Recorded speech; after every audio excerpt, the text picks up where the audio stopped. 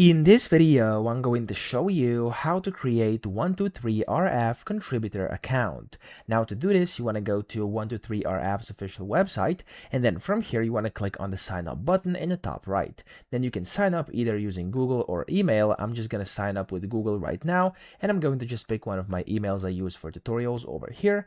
And then whenever you do this, of course, if you selected the email option, you're going to have to type in your email and the password you want to use, and then it's going to basically take you to here where you have to agree to terms of use and privacy notice. Make sure you actually read this through, okay? So read this, and then if you actually agree, click on the agree button over here, and then you have to set a username. So I'm going to go by Instant How To, which is the name of my channel, and I'm going to click on the sign up button. Now, when you successfully create your account, you're going to have to go to the bottom of their website, and over here it says monetize your creations 123RF contributors. So you simply want to click on this link over here, and now it's going to open up a page where you can see kind of the content contributor agreement. So this is the agreement. This is very important. Make sure you actually read all of this, okay? So read every single thing on here, and if you do agree with it, at the very bottom you'll be prompted to select if you agree or refuse. So of course, if you actually do agree with this, you can become a contributor. So if you do, you can click on the agree button down here at the bottom right, the yellow button,